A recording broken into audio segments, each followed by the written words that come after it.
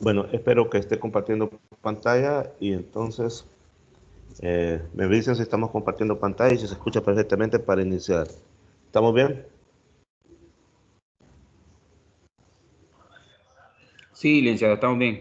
Perfecto. Entonces, les recuerdo que mañana vamos a tener laboratorio, mañana va a haber práctica de laboratorio y si no me equivoco también ustedes tienen examen corto, no sé si ya se prepararon y que va a estar como siempre en plataforma. Licenciado, Eh, hay otra duda con el dígame. corte. ¿Va a ser antes de la práctica o después de la práctica? Entiendo que los hacen antes de la práctica. Con respecto al material que han subido a plataforma, Ujú. prácticamente de ahí nos sacan el examen, ¿verdad? Sí, de la Corto. guía. Ah, de acuerdo. Lo otro que les quería decir es que cuando llegue un compañero de ustedes que hoy que inició la clase y que piden que lo admitan, creo que ustedes los pueden admitir. Entonces me hacen el favor de estarlos admitiendo cuando un compañero entra ya a clase. Bien, entonces vamos a iniciar la tutoría de este día y anoche se las envié, ya la envié a distiempo, debía haberla enviado con más tiempo, comprendo eso y probablemente por eso algunos no les dio chance de poder responder algunas preguntas o menos al ver de qué se trataba esa tutoría, pero se me está ocurriendo que ahora en adelante si voy a estar haciendo, se las voy a enviar un poco antes y para que ustedes, ¿cómo se llama?, le den respuesta a esas preguntas para que cuando hagamos aquí sea más fácil, o al menos para que tengan claras cuáles son sus dudas y exponerlas en este momento. No sé si habían revisado la presentación de ayer, la presentación que les mandé ayer al grupo de WhatsApp lleva respuestas, pero sin preguntas, perdón, pero sin las respuestas. Y ahora vamos a hablar sobre esas respuestas. Le repito, si por favor alguien quiere entrar a la clase, a tutoría y pide que lo admitan ustedes, por favor, porque creo que ustedes lo pueden hacer también. Porque desde aquí no alcanzo a ver, porque estoy viendo la pantalla completa de mi presentación. De acuerdo, licenciado. Muchas gracias. Bueno, entonces entramos ahora a las primeras preguntas. Y nuestro esqueleto. Hablemos de nuestro esqueleto. ¿Para qué servirá nuestro esqueleto? Para responder nuestra pregunta, hagámonos otra pregunta. ¿Qué sucediera si nosotros no tuviéramos esqueleto? Y esa misma pregunta nos va a llevar a la respuesta de la primera. ¿Para qué servirá entonces el esqueleto?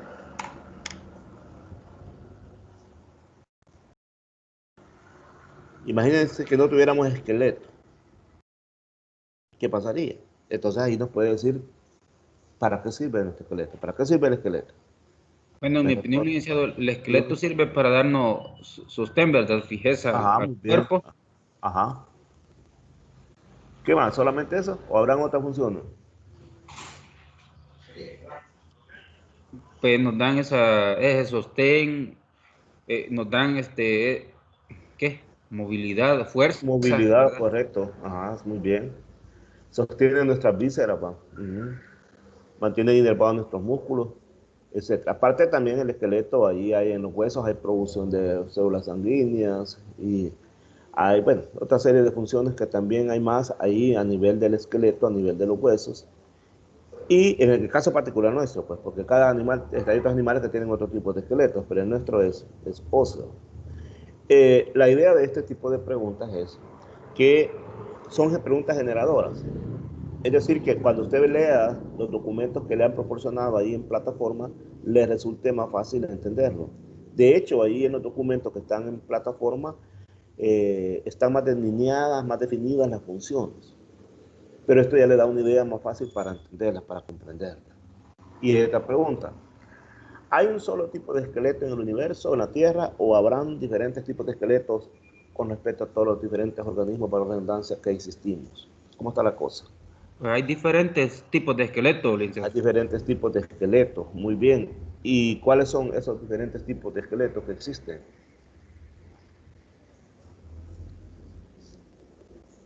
Hay esqueletos externos, esqueletos internos. Muy bien, hay exoesqueletos, ¿verdad? Y hay esqueletos internos. Pero todos se caracterizarán por ser rígidos, por ser duros. Habrán algunos tipos de esqueletos por ahí que no necesariamente son así, que tienen alguna particularidad.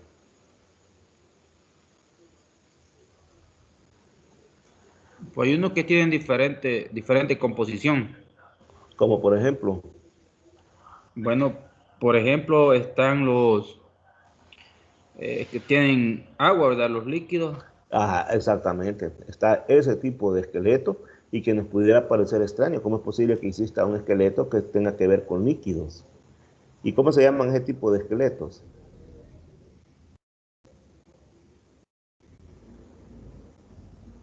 Las compañeras que ya vinieron, vi por ahí compañeras, vi a Wendy, vi a Vincent por ahí. ¿Qué opinan? Solo está participando El Remigio y las esqueleto demás. Ajá, óseo, dígame. Esqueleto, mira, vamos a ver qué caso. gelatinoso, Ajá, y el calcáreo, ajá.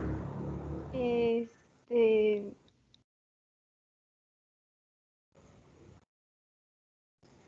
am, Vamos a ver quién le ayuda ahí a la compañera. ¿Quién le ayuda ahí? ¿Alguien que le ayude? ¿Alguien que le ayude ahí a la compañera? Bueno, ella le alcancé a escuchar calcáreo. Bueno, cuando hablamos de calcáreo estamos hablando de una cubierta de exoesqueletos, de exoesqueletos, ya vamos a hablar de eso. Pero estábamos en este momento de los esqueletos que tienen que ver con líquidos. ¿Cómo se llaman? Se llaman hidrostáticos. Esos esqueletos se llaman hidrostáticos. Y vamos a hacer lo siguiente. Vamos a construir el concepto de esqueletos hidrostáticos.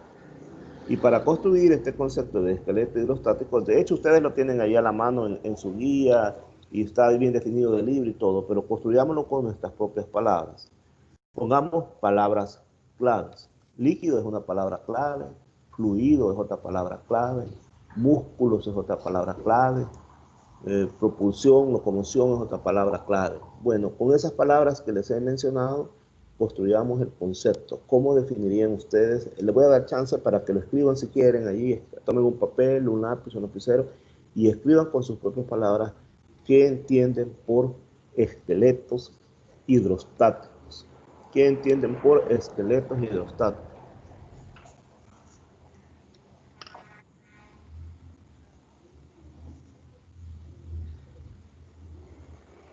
Vamos a ver con sus palabras qué entienden por el concepto de esqueleto hidrostático.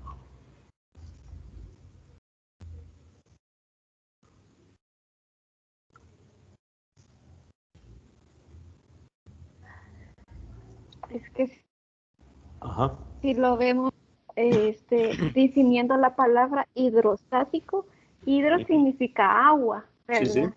Ujú. Y, y hidrostático, o sea, que tiene fijeza. Ujú. Muy bien, usted ya nos colaboró allí con su opinión. Excelente. Ya No, pusimos un primer ladrillo. Quiero que otros pongan otro ladrillo. Entre todos vamos al final a sacar una conclusión. Quiero que pongan otro ladrillo ahí. Al final vamos a pegar con cemento y vamos a tener nuestro propio concepto. Otra colaboración. ¿Quién más quiere colaborar?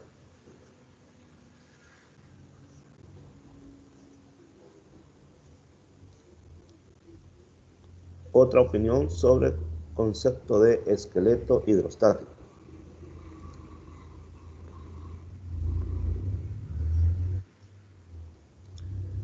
Otra opinión sobre el concepto de esqueleto y la compañera allí nos mencionó aportes muy importantes que nos están permitiendo construir el concepto.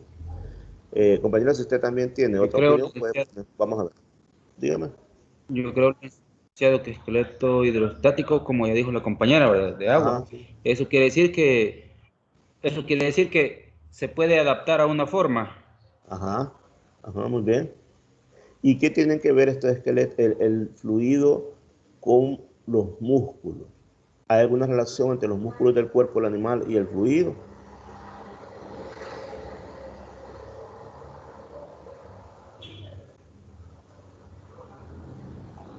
Recordemos Yo que creo en el que sí, caso, porque ajá, ajá, si se mueve el cuerpo, ¿verdad? Quiero decir que se mueve todo. todos los músculos. Entonces quiere decir que los fluidos tienen que ver algo, ¿verdad? A ver, Con si el se movimiento de mueve, eso. sí, correcto. Si ese es Ajá. Va, muy bien, excelente. Va, muy bien, vamos a ver. Aquí tenemos un concepto ya del libro. Léanos, por favor.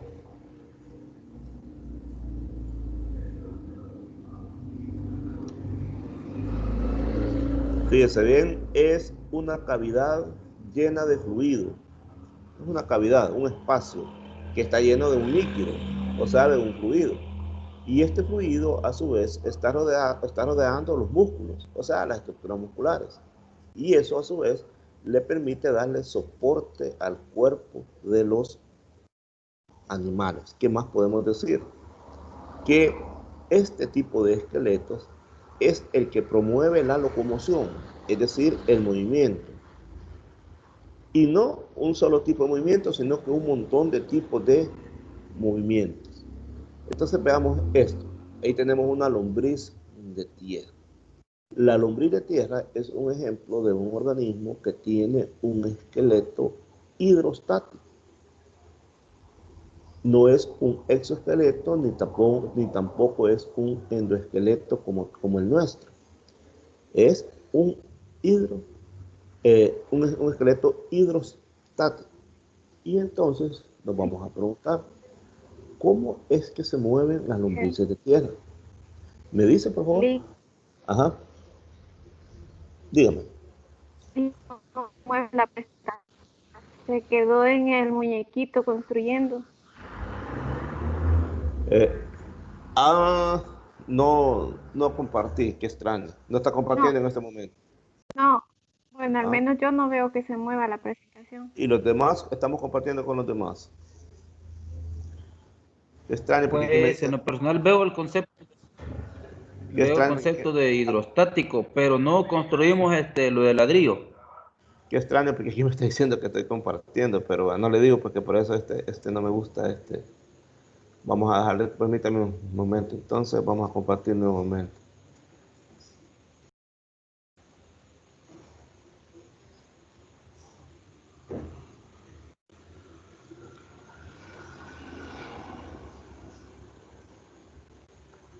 Mm.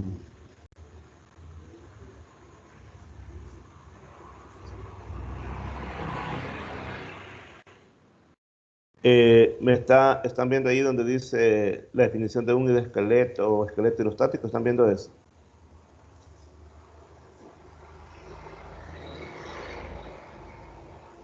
¿Me escuchan? Concepto de hidroesqueleto Ah, aparece. bien, y ahora aparece una lombriz.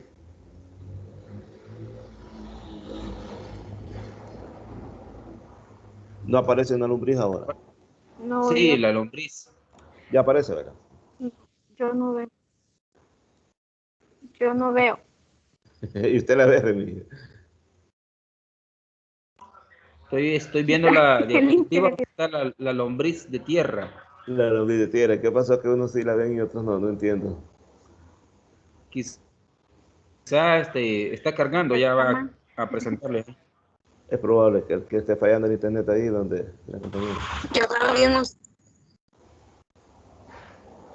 Ya están viendo la lombriz. Ahí aparece la lombriz de tierra. Vaya, aparece, vaya, perfecto. Entonces, si aparece que la lombriz de tierra, entonces hago una pregunta ahí. Como estas lombrices tienen un esqueleto hidrostático, entonces nos vamos a preguntar, ¿y cómo es que hacen estas lombrices para moverse? ¿Qué tiene que ver el líquido que anda acá adentro? Acuérdense que tiene que ver un líquido, ¿verdad? ¿Y de qué manera está coordinado con los músculos para poder moverse? Si ustedes vieron ya el video que está en plataforma, ahí les explican esto, cómo es que se mueven las lombrices. ¿No lo han visto? Los invito a que lo vean porque ahí les va a explicar cómo es que se mueven. Pero en todo caso, lo que sucede acá, que esto no es más que un sistema hidráulico. Un sistema hidráulico en el que sus componentes son los músculos de la pared del cuerpo y el líquido que está en el celoma, o sea, en la cavidad.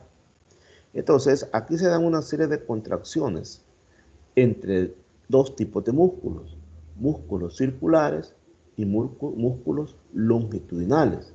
Estos se engruesan o adelgazan el cuerpo de las lombrices. Por acá lo están adelgazando y aquí lo están engrosando. Si usted ve aquí en el GIF que les he puesto ahí. Y entonces al hacerlo están creando ondas de movimiento que se van desplazando hacia atrás y el animal hacia adelante. Es decir, aquí es como una onda. Aquí es como una onda que va haciendo que el animal se vaya desplazando. En el video que está en la plataforma van a ver ustedes el animal cómo es que se va moviendo y cómo es que tiene acá en su parte ventral una especie de quetas que le impiden irse de retroceso. Los invito a que vean ese video para que comprendan bien el movimiento de las lombrices. Pero lo importante de todo esto es que ese movimiento es gracias a un esqueleto que se llama hidrostático y que no es más que un sistema hidráulico. Así como funciona un sistema hidráulico, así funciona. Y donde obviamente tienen una gran participación los músculos longitudinales y los músculos circulares, que son los que engruesan o adelgazan el cuerpo del animal, y eso se va desplazando como una onda y eso permite que el animal se mueva. Ahora, ¿cómo actúa el esqueleto en este caso? Aquí estamos viendo una medusa, entonces allí veamos cómo va actuando este esqueleto en este caso. Veamos, en este caso, si ustedes ven el animal, bueno, aquí no se ve muy bien en esta animación, pero se va cambiando la forma del cuerpo, se va haciendo un poco más largo, después un poco más engordito, si usted lo está viendo ahí, y está moviendo estas partes que tiene acá que le permiten impulsarse. Igual, este no es más que un esqueleto hidrostático. Igualmente también acá tienen mucho que ver los músculos longitudinales y los músculos circulares. Significa eso entonces que el líquido que está allí mantiene una relación armónica con músculos del cuerpo de los animales. Ese líquido, el impulso de ese líquido hace que los actúen los músculos longitudinales y los músculos circulares. Y eso permite que el animal cambie de forma, y al cambiar de forma se van desplazando ondas que permiten el movimiento del animal. Así es como actúa el esqueleto hidrostático. Ahora hablaremos de otro tipo de esqueletos. Estos son los exoesqueletos, que su nombre lo dice, están fuera del cuerpo del animal. Y entonces nos preguntamos, ¿qué características tiene un exoesqueleto? Pregunto, ¿alguien me puede ayudar ahí? Vamos a construir otro concepto entonces. ¿Qué características tiene un exoesqueleto? ¿Alguien me puede colaborar ahí? Licenciado, Dígame. pues en lo personal podría decir que recubre, ¿verdad? Da protección. Muy bien. Excelente. Primera participación, esperamos otra participación. Estamos construyendo el concepto de las características que tiene un exoesqueleto. Ya el compañero ya participó, pero necesitamos más aportes. Otro aporte que tenga para el exoesqueleto, ¿alguien más? Vamos a hacer otra pregunta. ¿Qué animales lo presentan? ¿Dónde está presente el exoesqueleto? ¿Quiénes lo tienen? Un ejemplo de un animal que tenga exoesqueleto. ¿Quiénes son los animales que tienen exoesqueleto? Los insectos. Los insectos, pero ¿será solo los insectos? ¿Habrán otro tipo de animales que también presentan exoesqueleto?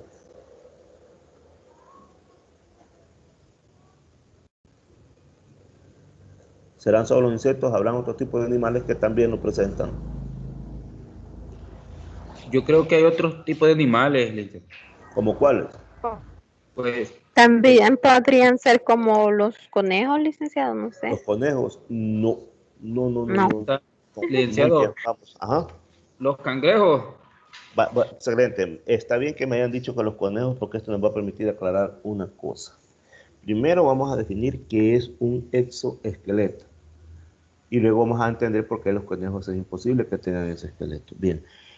Hay exoesqueletos y hay endoesqueletos. Exo significa fuera y endo significa dentro.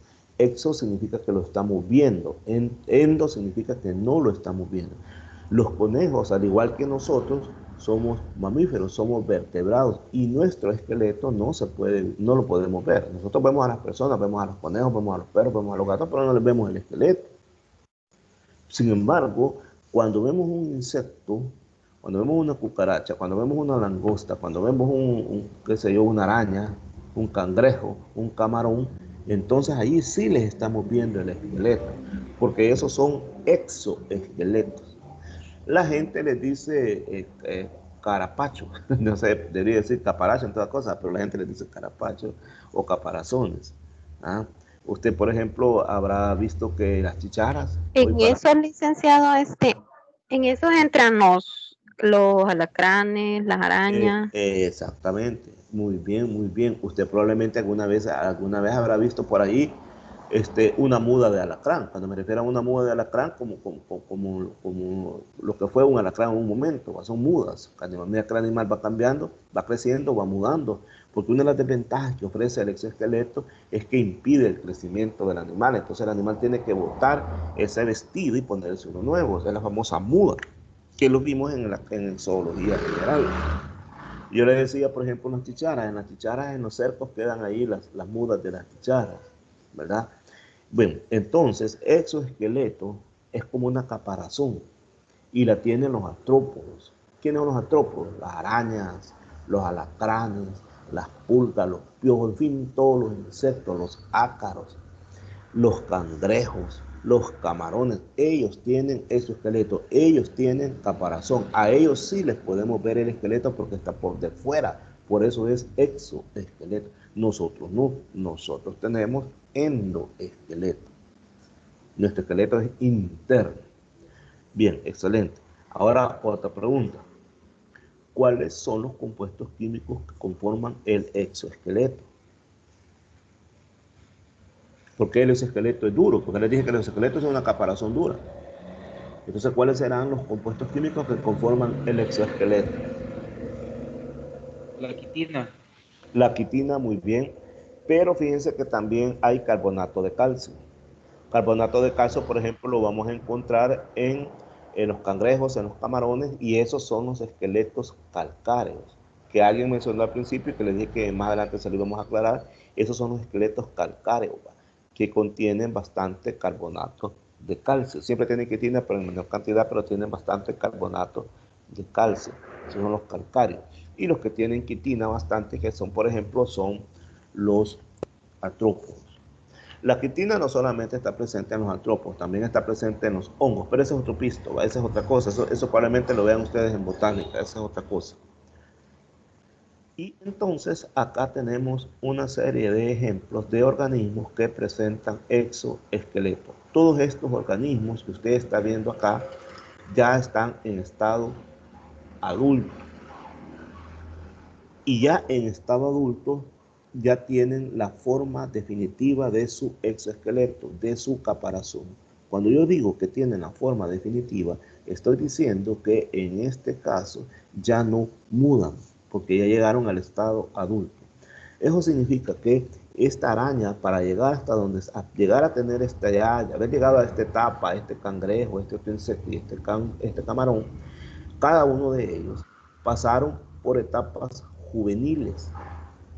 Y esas etapas juveniles pueden recibir diferentes nombres. Se pueden llamar ninfas o se pueden llamar larvas.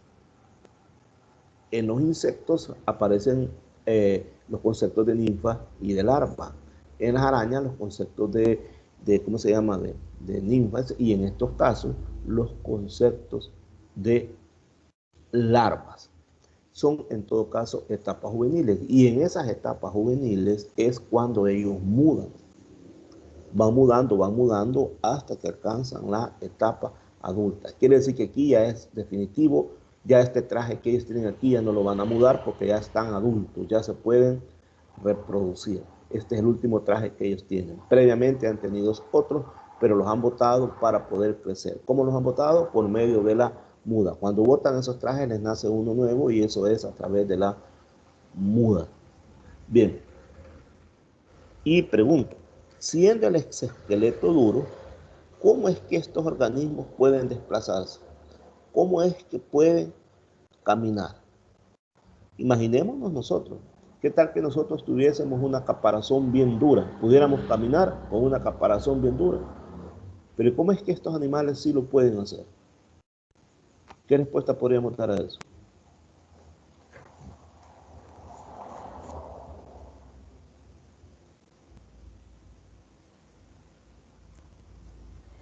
Nos vamos a dirigir acá. Allí tenemos un GIF en donde vemos un camarón moviendo sus patas y lo está haciendo bien libremente.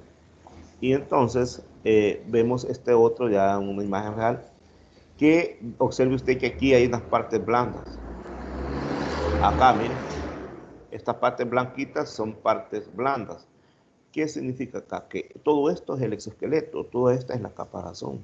Entonces este exoesqueleto tiene unas partes duras que se llaman escleritos, que son estos que están acá, pero hay unas partes donde no llega, donde no hay mucha dureza, y al contrario, aquí es blando, aquí también es blando. Y esto le permite al animal poder doblar estas partes de su cuerpo. Igual está en estas otras patas. Y lo que estamos viendo acá, a eso se le conoce como articulación. Y ahí viene el nombre de artrópodos. Artro quiere decir articulación. Y podos quiere decir patas articuladas.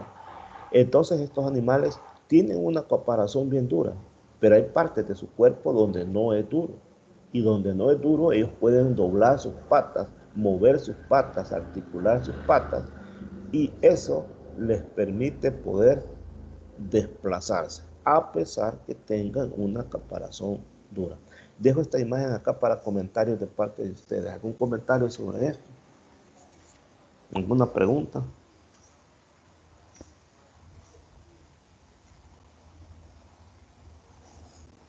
Bien, continuamos entonces. Licenciado, Ahora sí, dígame. yo observo que cada uno de ellos tienen como similitudes, o sea, que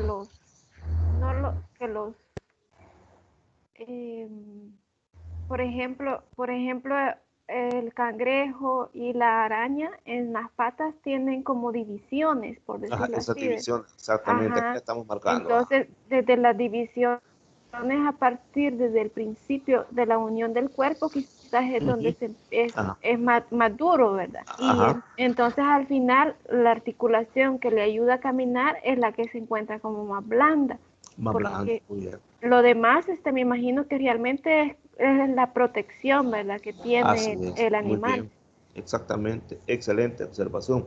Entonces significa de que acá, en esta parte que tenemos acá, fíjese bien, acá se ha secretado bastante quitina y se ha formado, se recuerda cuando vimos esto en zoología, cómo se forma el exoesqueleto, que hablamos de la procutícula, endocutícula, exocutícula y todo eso. Entonces, acá es donde menos ha habido formación de exoesqueleto. Aquí es blando, porque esto necesita ser flexible, necesita poder doblarse, alargarse, etc. Entonces, Licenciado, todo, dígame. y a este tipo de animales podemos incluir a la langosta. Sí, exactamente. Fíjese Ajá. que le pregunto porque yo vi un caso hace unos días, aquí enfrente de mi casa está un palo, un Sí. árbol, y Ajá. entonces una ardilla se estaba comiendo la langosta Ajá. y prácticamente dejó solo lo que es la parte de la cabeza, tiene como que el cuerpo en sí es como más aguadito, más blando, ¿verdad? Sí, sí, muy Y bien. entonces el animal se comió todo lo que es blando y botó esa parte dura de Sí, la excelente. langosta. Y Vaya. entonces, viendo, ahorita se me acaba de venir a la Ujú. mente y dije yo de entrar entonces en este grupo. Va, muy bien. Se lo voy a explicar de esta manera, que hoy tengo un insecto por acá. Aquí creo que tengo uno. Pero vamos a hacer lo siguiente, permítanme. Vamos a ver. Se lo voy a explicar de esta manera. Vamos a hablar de este insecto. Fíjense que este insecto, si lo pusiera, aquí lo estamos viendo dorsalmente, pero si lo pusiéramos ventralmente, nos vamos a dar cuenta que acá vamos a encontrar el abdomen, más o menos ubicado por acá, sí. Estos que están acá son los élitros, son las alas, son bien duras y están protegiendo al abdomen. Entonces, el abdomen es blando. El insecto, el cuerpo se divide en tres partes: cabeza, tórax y abdomen. Y resulta que en los insectos el abdomen es blando. Cuando digo es blando, quiere decir que allí no está muy esclerotizado. Esclerotizado quiere decir duro. Y esa esclerotización es producto de la quitina. La pregunta es ¿por qué? ¿Por qué el abdomen es blando?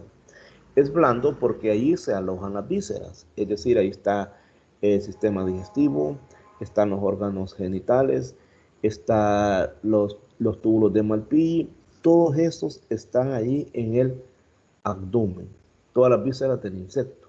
Y como esas vísceras tienen movimientos internos llamados movimientos peristálticos, cuando el animal, recordemos, imaginémonos una langosta o imaginémonos una cucaracha, cuando está comiendo, toda su comida al final pasa por el intestino y ahí tiene que sufrir un proceso de digestión. Entonces, si ahí estuviera comprimido, si fuera una región muy dura, entonces no se pudieran hacer los movimientos, los intestinos necesarios para la digestión. Nosotros también tenemos movimientos peristálticos. Nuestro estómago, si ya desayunamos, en este momento tendría que estar haciendo los respectivos movimientos peristálticos que para nosotros pasan desapercibidos, no nos damos cuenta, pero internamente se están moviendo los músculos. Igual sucede con los insectos, y necesitan un lugar relajado, tranquilo, que no esté compresionado.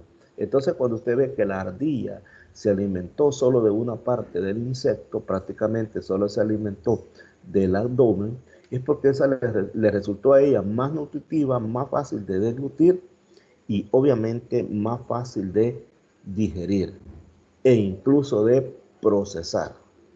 ¿Por qué? Porque si la ardilla se come la cabeza, entonces allí va a encontrar más quitina, le va a ser más difícil de procesar e incluso le puede causar hasta un pequeño estreñimiento.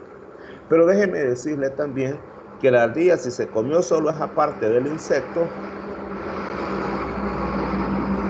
es porque obviamente tenía comida abundante, es decir, tiene comida suficiente como para no pasarse a los límites. Pero ya una ardilla con hambre se hubiera comido a todo el insecto. Y al estar escaso el alimento, también se ven obligados los animales a consumir lo que no están acostumbrados a hacer, ¿verdad? Y eso también sucede en el humano. Si de repente nosotros nos quedamos, imagínense, 3 días en el desierto sin comida, vamos a querer comer todo lo que podamos. Si encontramos por ahí una araña nos vamos a poder comer. Es la necesidad, ¿verdad? Entonces, en esas circunstancias, la ardilla no tuvo tanta necesidad y no lo hizo. En una situación grave sí lo hubiera tenido que hacer. Pero entonces, no sé si le expliqué, ¿le quedó clara la explicación?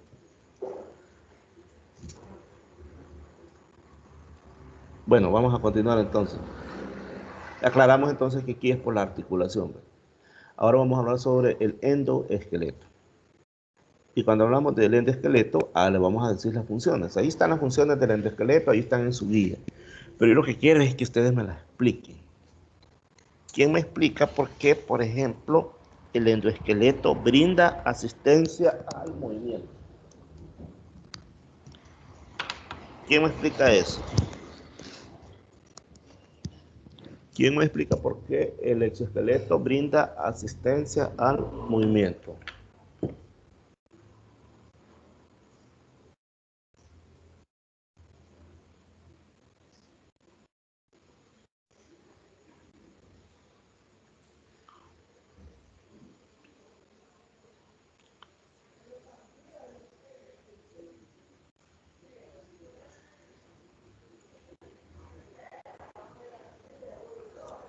Repito, ¿quién me quiere colaborar ahí? Perdón, ¿alguien me quiere colaborar? ¿Me están escuchando? Sí, licenciado. Bueno. Tal vez sería porque es la parte que le da la fijación a los músculos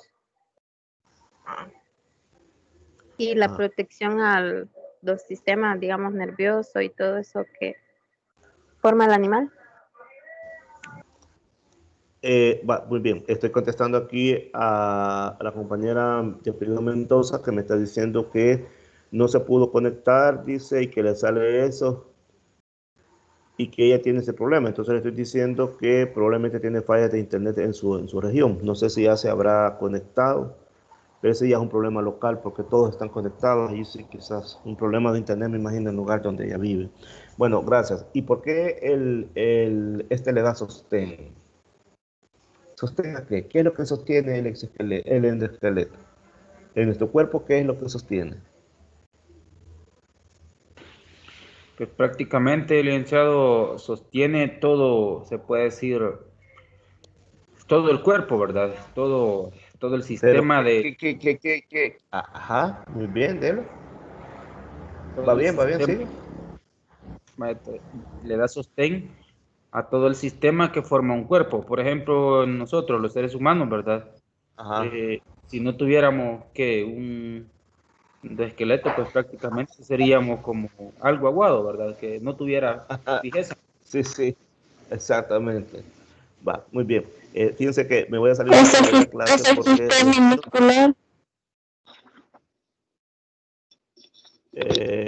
no le escuchamos bien. Al sistema Vamos a ver. muscular. Al sistema muscular, muy bien, exactamente. Y ahora, ¿por qué es una reserva de calcio?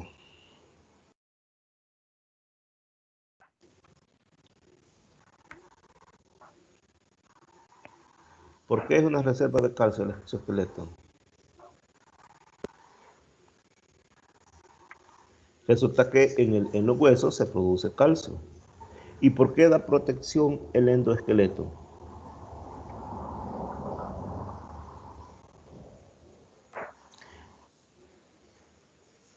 ¿Por qué se dice que el endoesqueleto nos da protección? Fíjense que, por ejemplo, ¿sabían ustedes que el cráneo es el último hueso en disolverse en los cadáveres de los humanos y de los animales también? Porque el cerebro es una pieza tan delicada de nuestro cuerpo que debe ser la más protegida. Entonces los huesos de nuestra cabeza son los más duros para poder resistir golpes para que el cerebro pueda resistir golpes, pueda amortiguar golpes. Golpes obviamente que no sean tan grandes, ¿no? Entonces, para de esa manera poder, ¿cómo se llama? El cerebro seguir funcionando normalmente. De ahí que, por ejemplo, nosotros nos podemos golpear la cabeza, nomás sentimos el dolor, nos tomamos una pastilla y nomás. Pero claro, un golpe bien puesto ya no se puede hacer nada. Pero es porque nuestro cráneo tiene el hueso más duro. Y están viendo un ejemplo ustedes de protección. Ahora, también tenemos huesos blandos, que no son tan, no blandos, perdón, no blandos, sino que no son tan duros. Por ejemplo, nuestras costillas. Nuestras costillas protegen nuestros pulmones. Recuerde usted que nuestros pulmones se están inflando, se están desinflando, desinflando, y entonces necesitan áreas que lo bordeen, que lo rodeen, que no sean extremadamente duras. Entonces, por lo tanto, las costillas ofrecen esa cualidad. Bien, ahora tienen otras características el endoesqueleto, que produce células sanguíneas y almacena triglicéridos. Resulta que en el endoesqueleto ahí se producen células sanguíneas, glóbulos rojos, ese tipo de células, y también hay triglicéridos. Y los triglicéridos lo que tienen es que mucha energía almacenada. Bien, en su guía ustedes han leído sobre diferentes tipos de huesos, ya sean cortos, planos, largos e irregulares. Les voy a pedir, de favor, que a medida que yo vaya marcando, ustedes me digan qué tipo de huesos serán. Por ejemplo, ¿qué tipo de hueso es? ¿Es corto? ¿Es plano? ¿Es irregular? ¿O es largo? El que está acá en el cráneo. ¿Qué tipo de hueso será? Le dan su guía y me dicen qué tipo de hueso será este que estoy marcando en este momento. ¿Alguien me dice qué tipo de hueso es este que estoy marcando en este momento?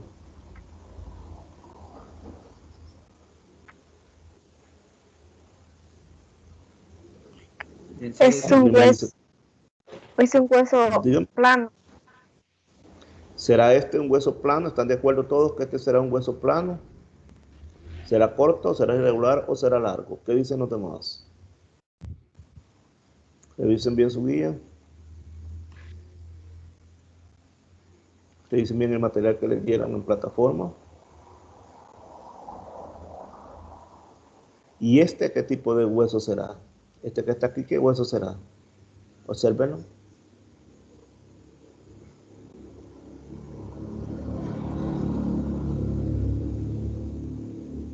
¿Y estos qué tipo de huesos serán? Véanlo. Estos son huesos cortos. ¿Cuáles son los huesos cortos? ¿Estos que estoy marcando? Sí. No. Revisen bien. Lean bien. Hay largos, hay cortos, hay planos y hay irregulares. Vamos a hacer un detalle. Si usted tiene en este momento el material, léalo, por favor, le voy a dar un par de minutos que lo lea y después vamos a resolver esto, porque me interesa que apliquemos esos conocimientos. Le vamos a dar chance para que lo lea en este momento. Lea en su guía, ahí dice sobre huesos, tipos de huesos. Léalo y después nos venimos aquí a revisar esto. Vamos a dar un espacio para que lo lea.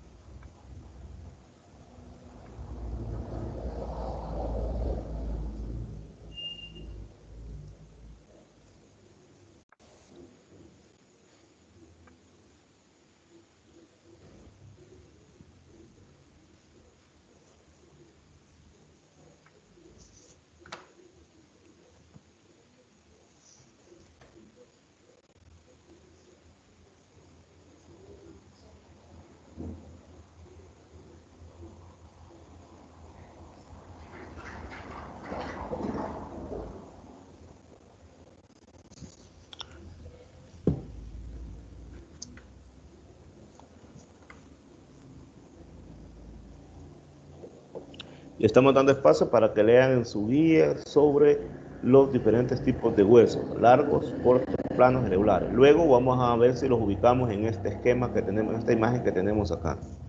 Estamos dando ese espacio para los que no recién llegan y están viendo que está en silencio la presentación, es por eso. Lea en su guía sobre huesos largos, cortos, planos, irregulares. Creo que es un cuadro el que aparece ahí. Y hay unas figuras, entonces eso lo va a permitir para que podamos dilucidar esto. Bien, veamos. Según la guía, licenciado, Pregunta. pues, Ajá. según la ¿Qué guía, tipo de ¿verdad? huesos Los serán huesos estos? largos, Ajá, dígame. según la guía, los huesos largos. Vamos a hacer una cosa. Yo voy a ir marcando y ustedes me dicen qué tipo de huesos son. Si yo marco acá, ¿qué tipo de hueso es este? Según la guía.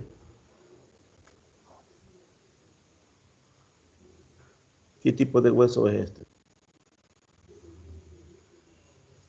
Pasemos a este. ¿Qué Hueso tipo plano. de hueso? Hueso plano. ¿Y este qué tipo de hueso será?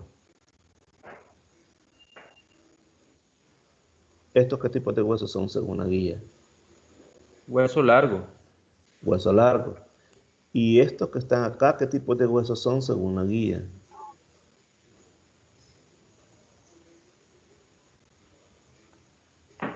¿Qué tipo de huesos son? Según la guía. Mire, mírenlos acá. Hueso largo. No, véanlos. Mire, este es un hueso, este es otro hueso. Mire cuántos huesos hay acá. Acá hay 1, 2, 3, hay un montón. ¿Qué tipo de huesos son estos?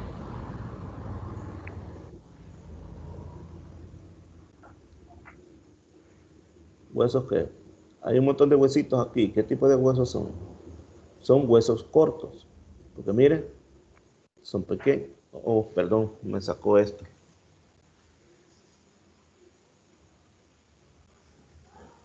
Perdón que me salí.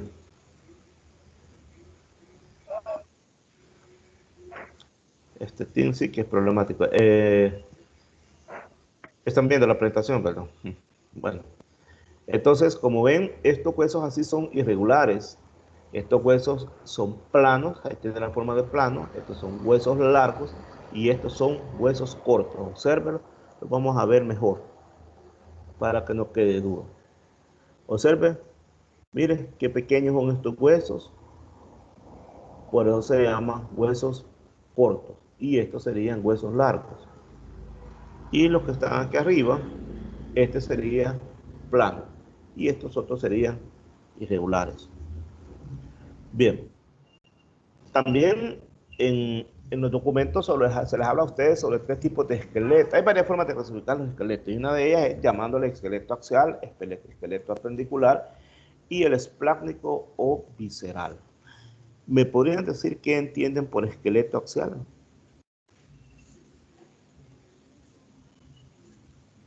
¿Qué entienden por esqueleto axial? ¿Qué entienden por esqueleto apendicular? ¿Y cuál será el esqueleto esplácnico o visceral? El esqueleto axial son los que comprenden la columna vertebral y las costillas. Ajá.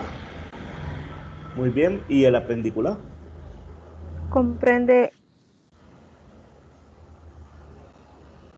los miembros anteriores y posteriores. ¿Y el esplácnico?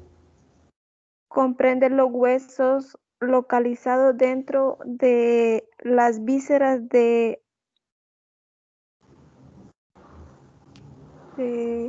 algún de los peces, de las vísceras.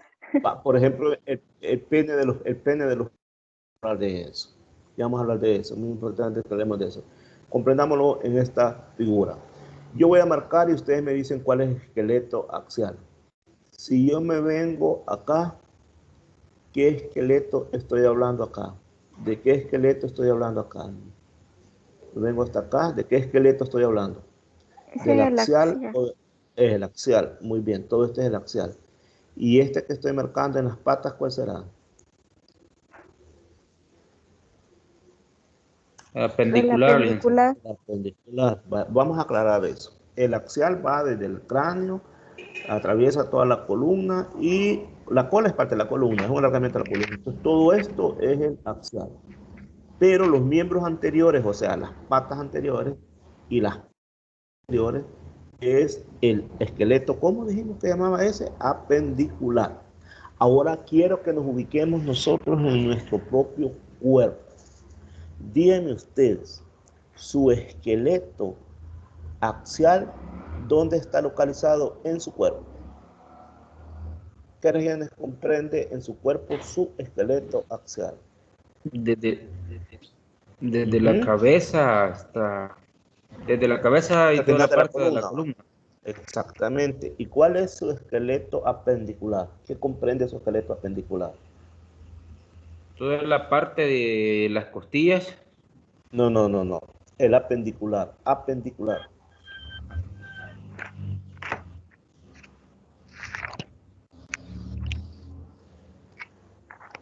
Son los miembros anteriores y posteriores, ¿Y quiere decir cuáles que son son esos miembros? las patas, ¿Y las qué más? delanteras y las traseras. Pero nosotros no tenemos patas delanteras y traseras. ¿Qué es lo que No, tenemos nosotros? entonces serían las manos y serían los pies. Serían los brazos y serían las piernas. ¿De Ujú. acuerdo? Muy bien. Por eso les hablé de nosotros, porque nosotros tenemos una posición erecta o una posición vertical. Nuestros primos hermanos, que son los simios y los monos, son nuestros primitos, ellos, al igual que nosotros, tenemos una posición erecta. Nosotros tenemos una posición vertical. En cambio, estos animales, los perros, los burros, las vacas, tienen una posición horizontal. Entonces, por eso les pedí que compararan con nuestro cuerpo, porque nos podríamos confundir. Si este perro lo paráramos y lo convirtiéramos en un humano, estos serían los brazos y estos serían las piernas, ¿verdad? Entonces, ahora, nosotros no tenemos cola, no tenemos cola larga, pero sí tenemos cola corta. Nuestra columna vertebral termina en una colita que ya no alcanzó a desarrollarse, pero sí tenemos una pequeña colita. O sea, sí tenemos cola, se llama coxis, es bien chiquita, lo que pasa es que no sobresale de nuestro cuerpo, es bien pequeña, pero estos animales sí la tienen bien larga. Entonces, nada más aclarando ese tipo de cuestiones. Bien, excelente, vamos bien.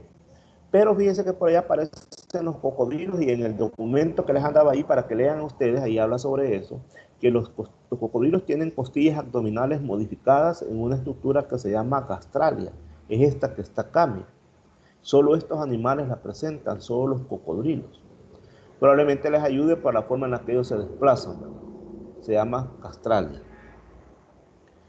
Bien, ¿y cuáles serán las funciones del tejido óseo? ¿Me podrían ustedes decir cuáles son las funciones del tejido óseo?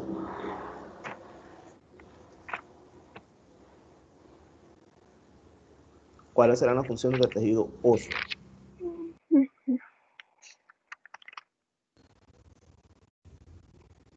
Veámosla. Sostén en un primer lugar. ¿Y por qué el sostén? Porque forma la estructura de nuestro cuerpo y permite la inserción de músculos. Y eso permite la generación de movimiento. Y también gracias a las articulaciones. También da protección. Protege, por ejemplo, el cráneo del encéfalo, como se lo mencioné anteriormente. Y algo muy importante, nos produce calcio. Y el calcio contribuye a la homeostasis mineral, es decir, a mantener los niveles adecuados de calcio, que son tan necesarios en nuestro cuerpo, el calcio. Y también hay una hematopoiesis, es decir, otra de sus funciones es la hematopoiesis, o sea, la formación de células sanguíneas. Y por supuesto también almacena energía por medio de triglicéridos. Y díganme ustedes, el hueso químicamente tiene un elemento muy fundamental. ¿Cómo se llama ese elemento químico muy fundamental que tienen los huesos? No me digan que no lo saben. ¿Cómo se llama?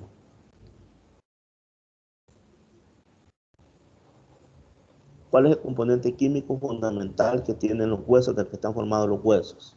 ¿Quién me responde eso? Carbonato de calcio. Va muy bien. Entonces, tiene fosfato de calcio, carbonato de calcio, fluoruro de calcio y fosfato de magnesio. Como usted ve, tiene carbonato de calcio, pero no solamente eso. También tiene fosfato de calcio, fluoruro de calcio y fosfato de magnesio. O sea, el calcio está en tres formas: en forma de fosfato, en forma de carbonato y en forma de fluoruro. Esta es la más frecuente y la que más escucha uno, pero también existen estas otras formas. Y junto con el fosfato de magnesio forman el 45% de materia inorgánica. Pero también hay materia orgánica y ahí hay proteínas en forma de colágeno. Y obviamente también hay agua. Y echémosle un vistazo a un hueso. Este es un hueso de cualquier vertebrado. ¿Cuáles son sus regiones? Esta es la epífisis, esta es la epífisis proximal y esta es la epífisis distal. Y en medio de las epífisis están las diáfisis. Aquí está el cartílago auricular y este es el hueso esponjoso. Imaginémonos lo que es más común que nosotros veamos cuando estamos saboreando por ahí un pedazo de gallina, de pollo. Y entonces nos apareció por ahí un huesito y le vemos que hay una parte blanda. Esta parte blanda que está acá es el cartílago. ¿Y por qué es blando? Porque acuérdense usted que este hueso tiene contacto con otro hueso. Entonces este cartílago le sirve como de amortiguador para que no rocen directamente los huesos. Entonces aquí hay una parte que se llama hueso esponjoso, que ya vamos a ver por qué es así. Hay un espacio que contiene la médula roja.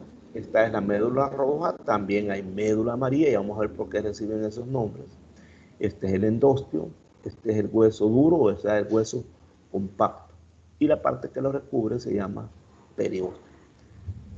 En términos generales, esas son las partes de un hueso. Digamos que hay médula roja. ¿Y por qué se llamará médula ósea roja? ¿Alguna idea por qué se llamará así? También hay amarilla, pero en este momento estamos preguntando por qué hay médula ósea roja.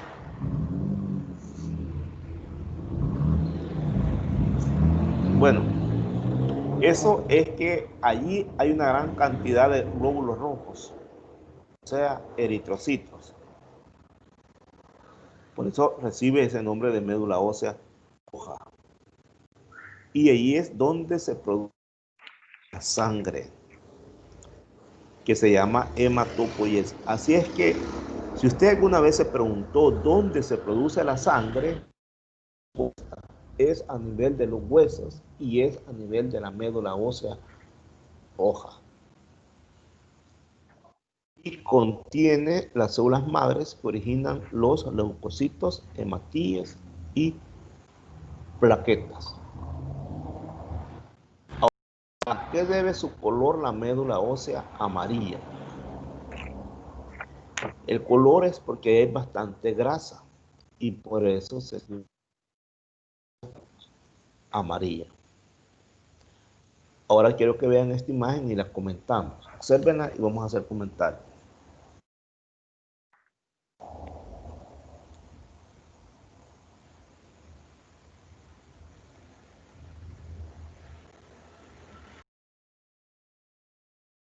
Comentarios. Vamos a ver, la primera pregunta que vamos a hacer es la siguiente. Aquí dice articular y esta es una parte bien blandita. ¿Por qué está localizado este cartílago acá? ¿Qué función desempeña? ¿Por qué está ubicado acá? ¿Por qué dijimos que acá está ubicado esto? ¿Qué función desempeña?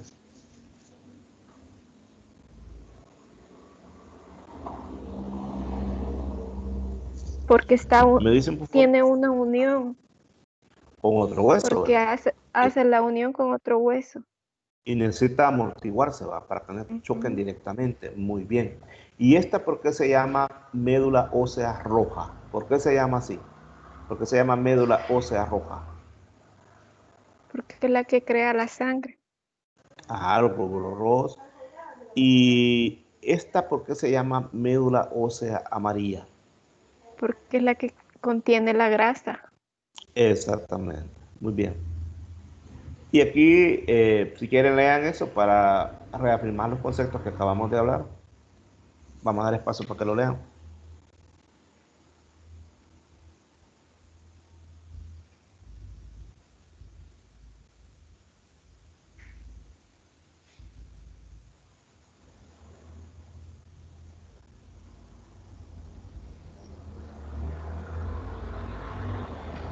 Cuando hablamos de tejido adiposo es lo mismo que tejido graso, ¿verdad?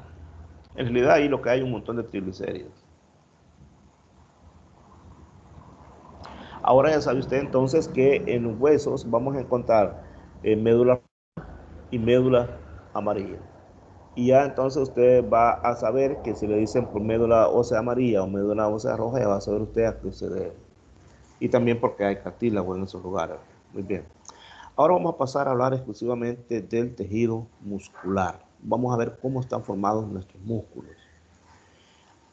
El tejido muscular se divide en tres tipos. ¿Cuáles son esos tres tipos en los que se divide el tejido muscular?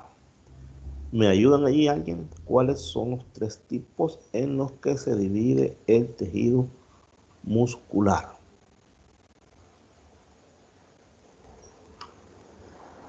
Vamos a recordarlos entonces. Es el esquelético, muy bien, cardíaco, el liso ajá. y el cardíaco. Muy bien.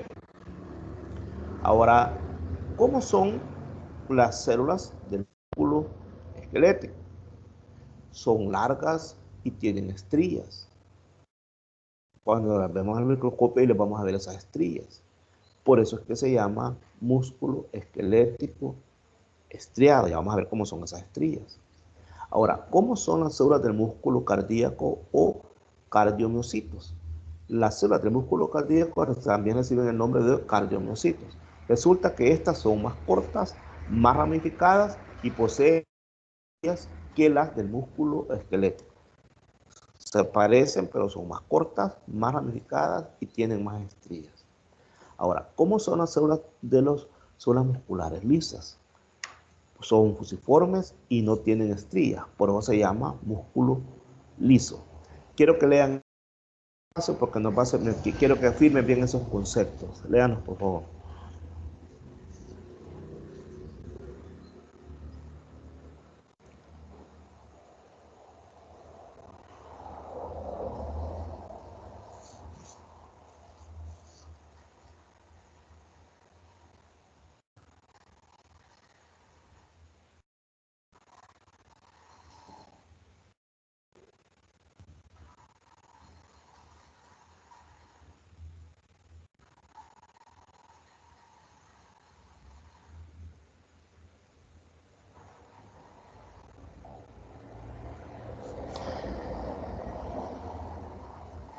Bien, si ya lo leyeron, ya notaron las diferencias, ¿verdad? Que tanto el esquelético como el cardíaco son estriados. Que el cardíaco y el esquelético se parecen, pero hay diferencias también. El esquelético es más corto y se ramifica. Pero quien es completamente diferente del cardíaco y del esquelético es el liso, porque el liso no tiene estrías. Ahora vamos a tratar de dilucidar otros términos que son muy importantes. Sarcolema, sarcoplasma, retículo sarcoplásmico y sarcosoma. Usted tiene la guía, si tiene la guía a su mano, lea por favor esos conceptos y trate de explicarme qué entiende por cada uno de estos. Usted tiene la guía en su mano, léalo por favor y me dice qué entiende de cada uno de esos.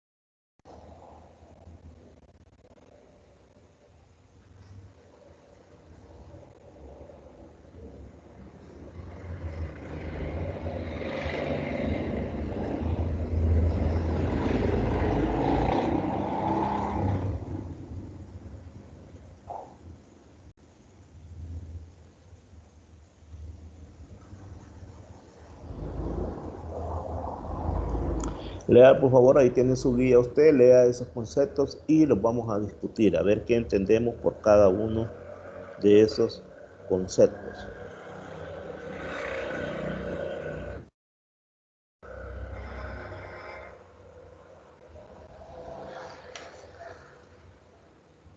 Busquen su guía y lea esos conceptos, los vamos a discutir.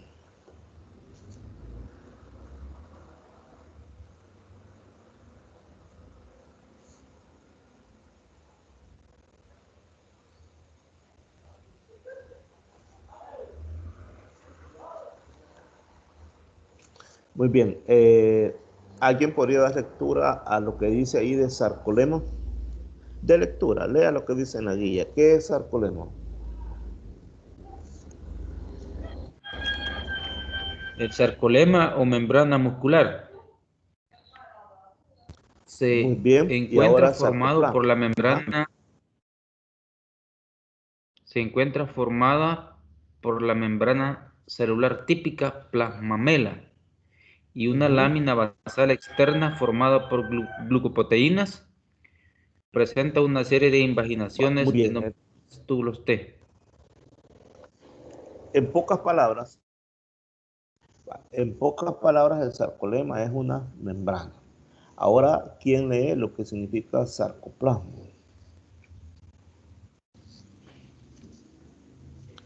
¿Quién lee lo que significa sarcoplasma?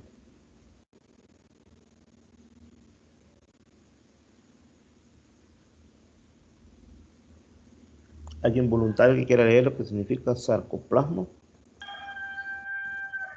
Es el citoplasma de las células estelares. Bueno, le escuchamos bien despacio, pero alcanzamos a distinguir que era el citoplasma. Muy bien. ¿Quién lee lo que es el retículo sarcoplásmico? Retículo sarcoplásmico. ¿Quién quiere colaborar leyendo lo que es el retículo sarcoplásmico?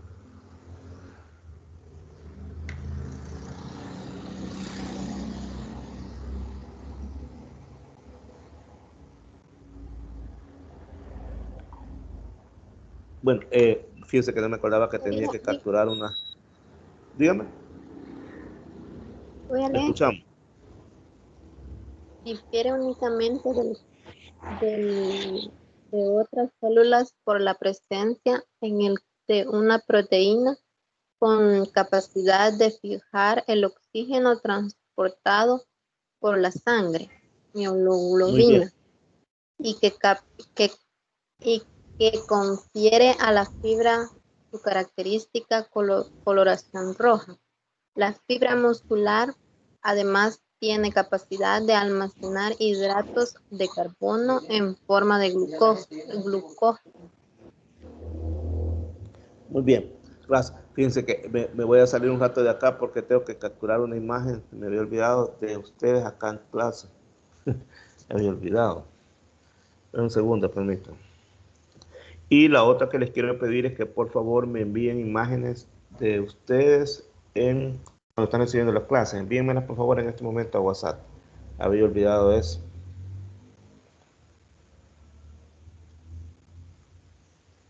Me envían imagen por favor de ustedes en clase, por favor.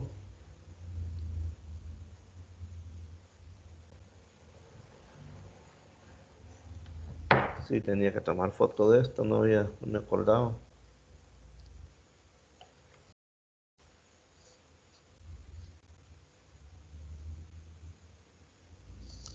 Uno, dos, tres, cuatro, cinco, seis, siete, ocho.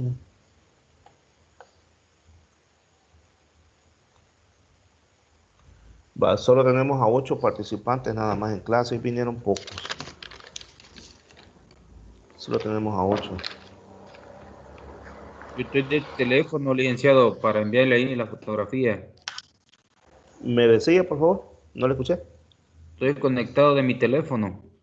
Ah, vaya, pero los que están los que tienen su teléfono, por favor, si les puede tomar algún familiar una foto o ustedes mismos ahí una imagen, me la envíen, por favor, porque me lo piden. Aquí imágenes de ustedes recibiendo la clase. Porque están tomando eso muy en cuenta. Y les quería decir que también para el corto de mañana, ¿cómo se llama? Después de hacer el corto, para entrar a la guía, al laboratorio, yo voy a estar tomando asistencia y solamente los que han asistido van a poder presentar la guía. Ya lo dijimos la vez pasada también, ¿verdad? Entonces, hay que tener mucho cuidado con eso. Hay que estar en el corto, en el laboratorio, porque los laboratorios sí son obligatorios. Esta no es obligatorio, pero los laboratorios sí son obligatorios, ¿verdad? Pregunto, estoy compartiendo pantalla en este momento. Ustedes me dicen. Me dicen por favor si estoy compartiendo.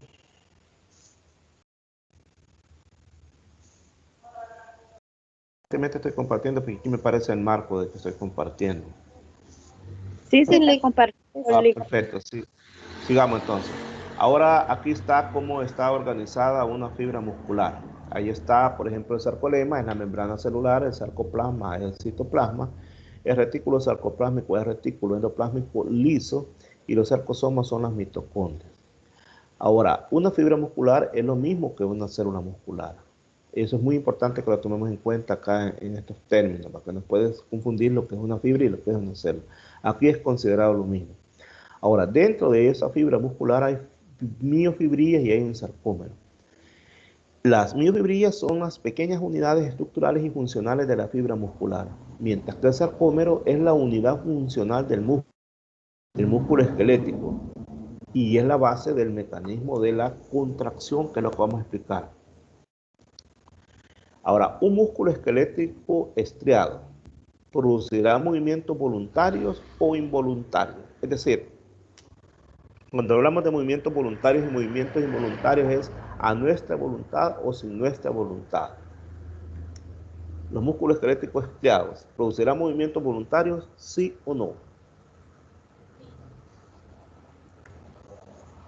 La respuesta es sí. Por eso también se le conoce como voluntario, porque es el que nosotros hacemos a nuestra voluntad. Por ejemplo, mover la boca, mover la lengua, mover los dedos, mover las manos, esos son movimientos voluntarios, porque lo hacemos a nuestra voluntad. Donde lo encontramos están los fascículos musculares y estos también se unen para formar el músculo esquelético principal responsable de la movilidad de todos los organismos. Están generalmente conectados con huesos a través de los tendones. ¿Y cómo serán las células del músculo estriado? Bueno, las células que componen el músculo estriado esquelético son las mismas células musculares estriadas. También se les conoce como miocitos o fibras musculares. Y siempre van a tener tejido conectivo y vasos sanguíneos. Son células alargadas y siempre están en paralelo formando haces o láminas. No tienen ramificaciones. y tienen un montón de núcleos. Y esas estrías, ¿por qué las tienen? Las tienen porque es debida a la disposición de los filamentos de actina, que justamente se llaman miofibrillas. Y entonces estas están organizadas en haces paralelos al eje principal. Siempre van a presentar estas bandas oscuras y bandas claras. Las bandas oscuras es donde hay una superposición de filamentos de actina y miosina. Y por otra parte, las bandas claras solo son filamentos de actina. Aquí tenemos una imagen que corresponde a un esqueleto estriado. Creo que lo veamos bien. En este caso, observe usted que esto que vamos a marcar acá, estas son las estrías de las que tanto hablamos, miren. Y son perpendiculares a la longitud de la fibra. La fibra va para allá. La fibra va a lo largo, pero estas vienen para acá. Por eso son perpendiculares. Pero estas no son ramificadas. Entonces ese es un esqueleto estriado. Este es un corte visto a través del microscopio. Ahora vamos a hablar sobre los músculos del corazón, o sea, el miocardio. ¿Cómo son las células del miocardio? Bueno, en primer lugar, están formadas por cardiomiocitos, son las células del corazón y son de un único núcleo, son mononucleadas y el núcleo está en posición central y tienen ramas, son ramificadas. También presentan estrías transversales y igualmente presentan bandas oscuras y claras. Y ya lo dijimos, tienen que ver con el corazón, forman las paredes del corazón. ¿Para qué sirven? Para bombear sangre, ya sea de parte del corazón mediante la contracción de las paredes del corazón. Y aquí está el miocardio. Primero vamos a observar las ramificaciones. Observe que aquí viene y mire aquí, se parte en dos y a esto se le llama ramificación. Mire acá, se ha partido en dos. Vea que acá que viene se partió en esta rama y aquí en esta otra rama. Ahora la vamos a ver las estrías. Veámosle las estrías. Aquí están las estrías, miren. No sé si las alcanza a ver ahí. Estas son las estrías. También presenta estrías. Esto que está acá es un corte transversal. Y acá nos están mostrando mejor las estrías. Ya en una vista superior, aquí la estamos viendo mejor las estrías.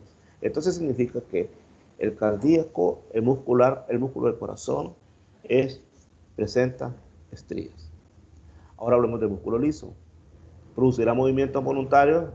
La respuesta es no, es involuntario. ¿Dónde lo encontramos? Lo encontramos en todas aquellas regiones del cuerpo que no requieren movimientos voluntarios, como por ejemplo nuestro estómago, nuestros pulmones, nuestra vesícula biliar, la vejiga urinaria, los vasos sanguíneos, etc. Allí está el músculo liso. Ese se mueve él solo, no porque nosotros lo digamos, no porque él solo se mueve, es autónomo. ¿Cómo son las células del músculo liso? Son largas, son fusiformes y presentando en ocasiones extremos ramificados. A veces presentan ramas. Tienen un núcleo que en estado relajado es alargado y está localizado en posición central. No tienen estrías. Observe cómo es el músculo liso. Aquí no hay estrías. Esa es la diferencia. Bien, entonces hasta este momento hemos visto músculos estriados, cardíacos, esqueléticos y lisos. A continuación les voy a presentar una serie de imágenes en donde usted me va a decir si es liso, si es cardíaco o si es esquelético. Veamos el primer caso. Veámoslo de cerca para tener una mejor visualización. Este tipo de músculo que está acá, ¿cómo lo denominaría usted? Liso, esquelético estriado, cardiomiocito, cardiomuscular. ¿Cómo lo definiría usted? Le escucho. ¿Cómo lo clasificaría? Me gustaría que participara. Me dijera cómo lo clasifica. Repito, ¿le llamaría cardíaco, le llamaría liso o le llamaría esquelético, estriado? ¿Alguna opinión?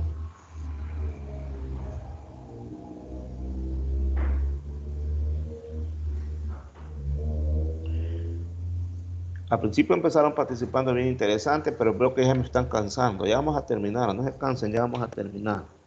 Díganme qué tipo de esqueleto es. Les voy a ayudar.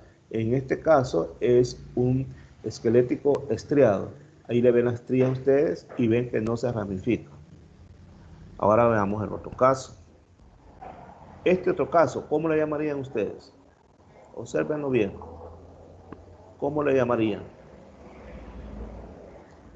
Miren, tiene estrías y tiene ramas. Entonces, si tiene estrías y tiene ramas, ¿cómo lo llaman? ¿Cómo lo Es llamarían? cardíaco. Cardíaco, muy bien, Cardíaco. excelente, excelente. Y este no tiene estrías. Por más que se las busquemos, no se las vamos a encontrar. Entonces, si no tiene estrías, ¿cómo le llamaríamos? Liso. Si no te estrías, le vamos a llamar músculo liso. Este le vamos a llamar músculo liso. ¿Y a este cómo lo llamaríamos? Veámoslo de cerca. Miren, no tiene estrías. Está ramificado, pero no tiene estrías. Entonces, igualmente es liso. Y este sí se le ven las estrías. ¿Qué tipo sería este? Este sería esquelético, estriado, porque no tiene ramificación. Sería liso. Bien, vamos a hablar ya más despacio sobre lo que es un sarcómero. Un sarcómero es la unidad funcional fundamental del músculo estriado, es decir, tanto del músculo esquelético como del cardíaco. Significa, dice, que todos los componentes necesarios para la contracción están contenidos en cada sarcómero. Y aquí tenemos un sarcómero, un modelo de un sarcómero. El sarcómero siempre va a estar separado por una banda que se llama Z, aquí está Z, línea Z, y en medio va a estar el sarcómero. Dentro del sarcómero hay una serie de miofibrillas. Y aquí tenemos la fibra muscular, vemos el retículo sarcoplásmico, vemos la miofibrilla, vemos el sarcolema, aquí están los túbulos ustedes, los que se mencionan en el documento que le han mencionado. El sarcolema o membrana muscular se encuentra formando la membrana celular típica y es una membrana basal externa. Prácticamente es la membrana celular. Eso es el sarcolema. Y es importante porque tiene una serie de invaginaciones que se llaman túbulos T. Y estos túbulos T se prolongan hasta situarse en estrecha relación con el retículo endoplásmico que está internamente. Ahora, ¿cómo está organizada la fibra muscular? Observemos, este es toda esta parte, la parte acá que es el sarcolema, aquí están las mitocondrias, aquí están los miofilamentos. Mira acá, este es un sarcómero. Y en el sarcómero vamos a encontrar un filamento grueso, un filamento delgado y una serie de proteínas, como por ejemplo la troponina, la actina, la troponosina, la miosina, que ya vamos a ver cómo producen estas el movimiento. Entonces a eso es lo que le vamos a llamar la contracción muscular.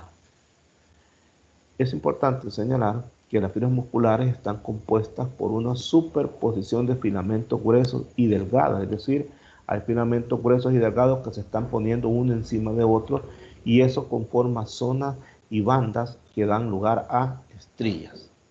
Y que estos filamentos están formados por una serie de proteínas. Pueden ser contráctiles, por ejemplo la miosina y la actina, que son las generadoras de la contracción. También hay reguladoras, la troponina y la tropomiosina, que son encargadas de activar y de desactivar el proceso de contracción. Y también hay estructurales, que son la titina, la miomesina, la nebulina, que son encargadas de alinear y además de conectar los filamentos. Es importante también mencionar que cuando se da el movimiento de un músculo está íntimamente relacionado con el impulso nervioso. El cerebro envía ese impulso nervioso a las fibras musculares con la intención de que éstas se activen. Entonces, ese impulso que envía el cerebro viaja hasta hacer sinapsis con las neuronas motoras que están en íntimo contacto con la fibra muscular. Por ejemplo, aquí está la médula espinal enviando un mensaje para que esto se mueva este dedo. Imagínense que aquí toca una superficie caliente. El mensaje llega acá, inmediatamente aquí se procesa la información y le ordena inmediatamente que retire el dedo. Entonces, hay una íntima relación entre el movimiento y las órdenes que vienen del cerebro, de la médula espinal. Entonces, son las neuronas las que transmiten los impulsos nerviosos desde el sistema nervioso central y hacen que se dé todo este proceso. Aquí tenemos una conexión entre un músculo y una neurona. Básicamente, para que los músculos se muevan, necesitan órdenes. Y esas órdenes viajan a través de las neuronas y vienen del cerebro. Ahora, el ciclo de la contracción y la relajación se realiza a través de varias etapas. Veamos cuáles son. Lo voy a explicar acá y probablemente les resulte algo complicado comprenderlo, pero posteriormente aquí traigo 2 videos para que los entendamos. Por ejemplo, la cabeza del filamento de la miosina se engrosa y carga de energía a través de la hidrólisis del ATP para obtener ADP más PI más energía. Como les repito, vienen unos videos para que lo comprendan. Luego, la cabeza de miosina está cargada de energía, se llega al punto de unión con la actina y esta interacción de la actina y la miosina se conoce con el nombre de puentes cruzados. Seguidamente se produce la liberación de ADP más PI. Y este deslizamiento de la cabeza de la miosina entre un punto de unión y el siguiente se conoce con el nombre de golpe activo. Luego, la cabeza del filamento permanece firmemente acoplada al punto de unión con la actina hasta que llega otra molécula de ATP. Y cuando llega esta otra molécula de ATP, incide sobre esa cabeza haciendo que se desacople. Ahora, si esto se continúa propagando, entonces los canales de calcio van a permanecer abiertos y obviamente el ATP va a estar disponible. Y se sigue realizando la hidrólisis de ATP y continúa el proceso de contracción. Pero cuando esos potenciales de acción dejan de llegar, entonces se cierran los canales de calcio. Y el calcio comienza a salir del retículo sarcoplasma a través de una bomba de transporte activo de calcio. Y de esta manera los complejos de troponina y tropomiosina vuelven a ocupar su posición inicial. Y entonces el músculo se relaja. Para comprender eso, vamos a ver este video. Pongamos la atención a este video.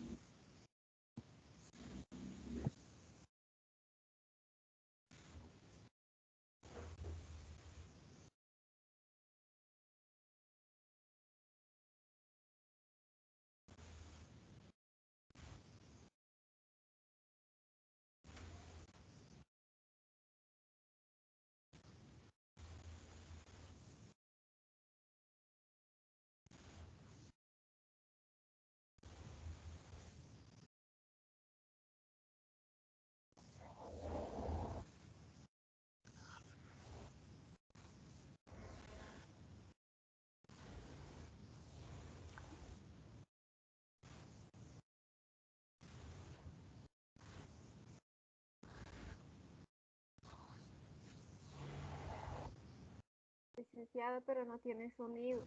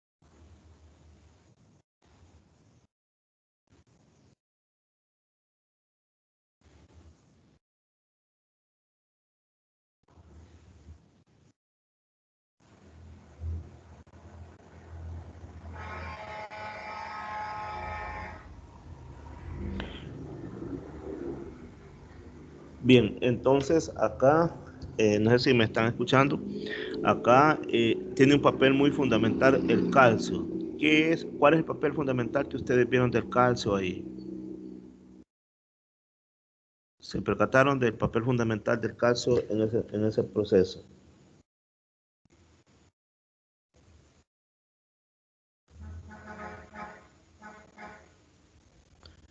¿Se percataron del papel fundamental del calcio en ese proceso? Si no se percataron, vamos a ver este otro video, pero me dicen si lo están viendo porque este team a veces lo saca a uno de pantalla. Pregunto, ¿van a ver aquí donde dice en español y todo eso? ¿El nuevo video lo ve en pantalla? ¿Sí? Dígame. Lo que pasa es que no tiene Sí. sonido. Bueno, al menos yo no escuchaba nada de la explicación que tenía.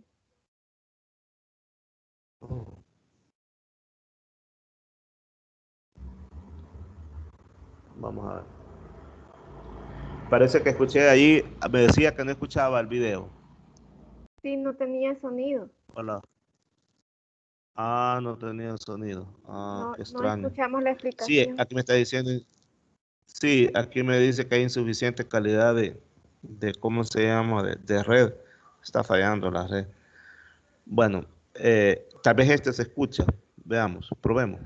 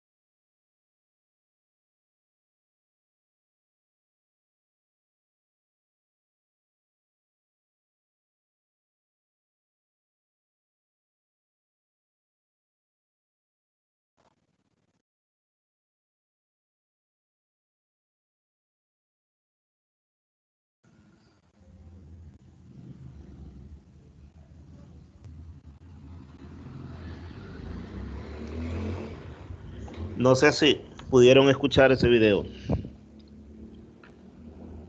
Hola, hola. No, No, licenciado, sin audio. No se escucha.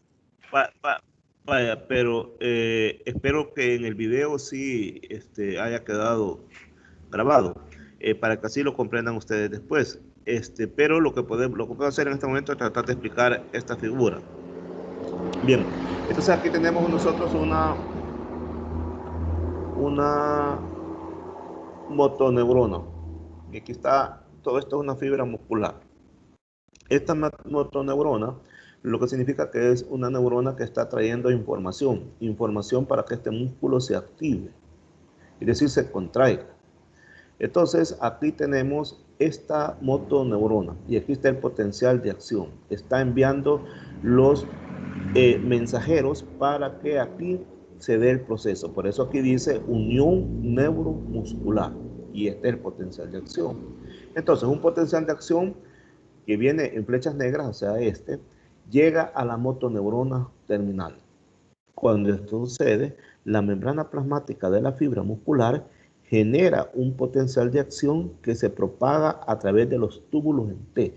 Recordamos los túbulos en T que son bien famosos, ¿verdad? Estos túbulos en T, a través de ellos se propaga el impulso que viene de la motoneurona. Este es el túbulo T, este que está acá. Eso produce la liberación de calcio. Y el calcio está almacenado en el retículo sarcoplásmico. Ahí está guardado el calcio. Pero cuando llega el potencial de acción, sale ese calcio. O sea, el calcio está guardado, pero sale. Aquí está guardado el calcio. Y entonces el calcio, ya cuando sale, cuando es liberado, estimula la contracción muscular. ¿Y qué es lo que hace el calcio cuando lo van a ver ustedes, lo vieron ustedes en su video, cuando lo vean despacio ahí en su casa, ya cuando lo vean despacio, otro momento, quiero decir, ahí se van a dar cuenta que el calcio le da como vuelta para que queden disponibles para que se una la troponina con la miosina. Entonces, así es como se da el efecto de la acción de un impulso que viene del cerebro. Viene del cerebro, viaja por la neurona, entra el impulso por los túbulos T, se libera el calcio y el calcio permite, mejor dicho, que se dé la contracción muscular. Ahora, los músculos tienen que contraerse para poder trabajar. Licenciado, y eso origina un tipo. Dígame. Yo tengo una pregunta. ¿Y por qué, dígame. ¿por qué es tan esencial, fundamental, importante, como lo queramos llamar, el calcio en los huesos? ¿Por qué es tan importante el calcio en los huesos? Esa es su pregunta que apenas se la escuché. Así me dijo, ¿verdad? Sí. Vaya, es tan importante el calcio en los huesos por esto que, vaya, solo díganme una cosa, el video no lo escuchan, pero sí lo miran, ¿verdad? Corre el video, no hay que correr el video. Sí, ¿verdad? Sí. Se lo voy a mostrar. Vaya, perfecto, se lo voy a mostrar de nuevo acá. Y aquí va, ahí va su respuesta. Excelente la pregunta. Fíjese bien. Voy a ir a, si el video no se escucha, entonces yo le voy a ir hablando. Aquí se está dando, ya le voy a mostrar. Ya. Este es un sarcómero, miren, esto que está es un sarcómero. Y cada uno de estos son sarcómeros. Y en estos sarcómeros hay filamentos que tienen actinos y que tienen miosinas. Vaya, estas son las actinas y estas son las miosinas.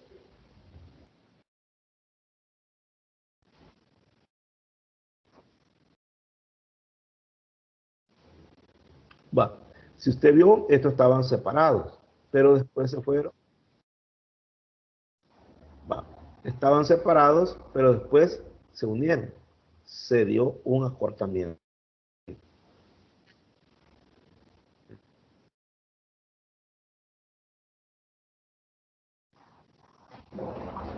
Y eso del deslizamiento se llama puentes cruzados.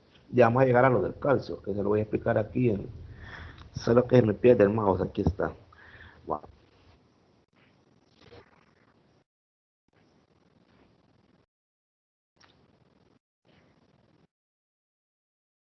Aquí está el punto. Aquí está el punto a que queríamos llegar. ¿Por qué es importante el calcio en su pregunta? Esto que perdón.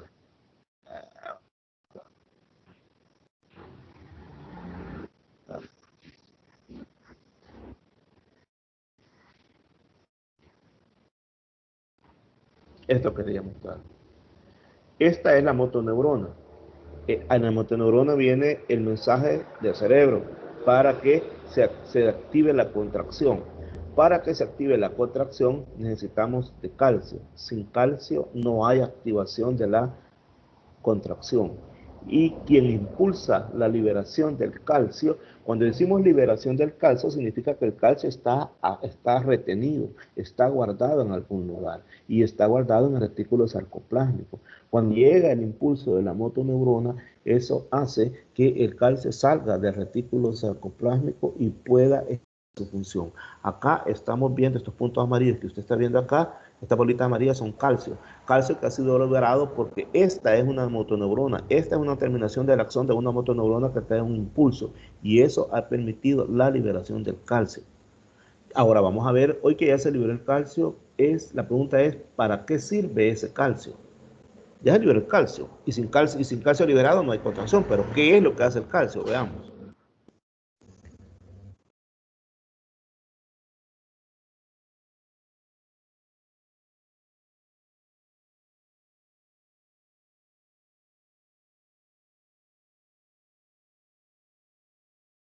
Fíjese bien, llegó el calcio y el calcio hizo que esto se diera. El calcio hizo que esto se diera vuelta y al darse vuelta quedaron estos huequitos acá. Y estos huequitos que están acá se llaman sitios de unión a la miosina. Y la miosina es esta roja que está acá. Quiere que estas cabezas de miosina se van a unir a estas cabezas de troponina. ¿De acuerdo? Entonces, eso es lo que hace el calcio.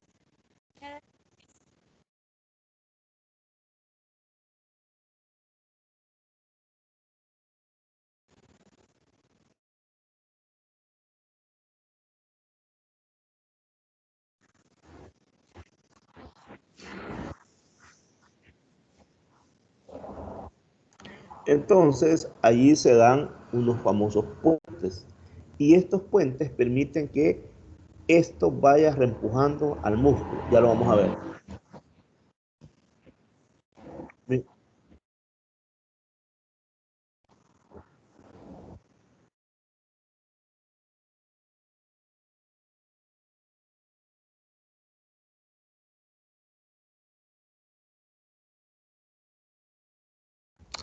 Entonces, si usted ve ahí a la pregunta que usted necesitamos el calcio se necesita para que se pueda dar la contracción, para que la miosina y la actina se puedan unir. Y para que la miosina y la actina se puedan unir, el calcio básicamente le da vuelta a la fibra que había allí para que queden unos espacios donde pueda hacer contacto la miosina con la actina y se formen esos famosos puentes.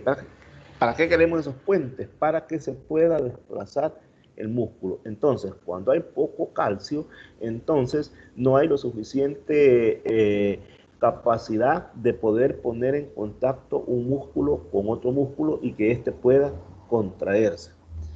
No sé si le quedó clara la respuesta sobre lo que me decía. O sea que puedo decir que el calcio es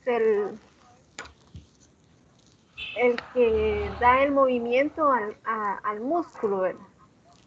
Y si este falta, es donde se habla sobre la falta del calcio en el hueso, que ya no permite que los huesos tengan el movimiento, o en el músculo ya no tenga movimiento. Muy bien, no. Lo que sucede es lo siguiente. El calcio es como la llave que permita que se unan un tipo de proteína con otra, la miosina y la actina. Entonces, si no tenemos calcio o si hay deficiencia de calcio, hay dificultad al momento de la articulación, al momento de la contracción muscular. Si hay más calcio, va a haber mejor posibilidades. Entonces, por eso dice, se fortalecen los huesos, se fortalecen los músculos en el caso de el calcio. Los huesos tienen que ser los que producen. Entonces hay que fortalecer a los huesos para que produzcan el calcio. Y el calcio es necesario para la contracción muscular. También, obviamente, el calcio le da dureza a los huesos. Unos huesos que no tengan suficiente calcio no van a tener la suficiente dureza. Vimos que el calcio está no solamente en forma de carbonato de calcio, sino que está en tres formas. fluoruro de calcio, carbonato de calcio y también, pero todos esos elementos le dan dureza al hueso. Un hueso que no tenga suficiente calcio es blando, es débil. Y aparte, el calcio también lo necesitamos para la contracción muscular. Entonces ahí estamos viendo que el calcio es fundamental a nivel de los huesos y es fundamental a nivel de los músculos. ¿Quedó claro? ¿O todavía tenemos dudas por ahí? No, está bien, después. Va, perfecto. Entonces los músculos tienen que contraerse para poder trabajar y esto origina un tipo de movimiento llamado isotónico. Si las fibras musculares se acortan, se dice que se ejerció un movimiento isotónico concéntrico. Y si las fibras se alargan, se efectúa un movimiento isotónico excéntrico. Ahora, una acción muscular específica se denomina contracción isométrica. Y permítanme, vamos a leer aquí que no tengo esto. Y es dada cada vez que un músculo se contrae, pero no produce un movimiento. Y aquí está el mecanismo general de la contracción de la que estábamos hablando, en donde hablamos de la contracción muscular, los estiramientos de los tendones y los movimientos de las articulaciones. Aquí está, por ejemplo, lo que te ha involucrado en una flexión y en una extensión. Oh, perdón. Acá tenemos cuando está flexionando y aquí cuando está estirando. Usted sabe que todo esto, ya vimos, tiene mucho que ver el calcio, tiene mucho que ver la miosina, tiene mucho que ver la actina, tiene mucho que ver las neuronas que llevan el potencial de acción. Todo esto está involucrado para que dé todo este tipo de movimientos. Bueno, llegamos aquí a la finalización de la presentación de este día, de la tutoría de este día. Déjeme decirle que me gustó porque hubo participación. La próxima tengamos más participación porque nos vamos a ir acoplando a este nuevo método de dar las tutorías y entonces voy a tratar de enviárselas más luego, las tutorías con las preguntas, para que cuando vengan acá demos oportunidad que participemos. Bueno, entiendo que todos ustedes tienen clase a las 10, entonces vamos a finalizar, al menos que haya una pregunta de parte de ustedes. ¿Hay preguntas de parte de Tengo ustedes? una duda, licenciado. Dígame. ¿De dónde comprende para el parcial de la unidad pues, contenido 1, 2 y 3? Son sí, la 1, la 2 y la 3, exactamente. La 1, la 2 y la 3. Así es. Muy bien, así es. Bueno, ¿más preguntas? ¿Más dudas?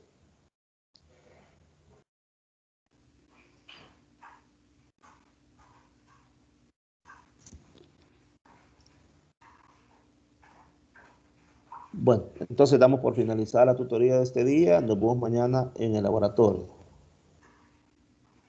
Pasen entonces, va para servirles. Pasen entonces, buenos días. Buenos días. Pasen buen día.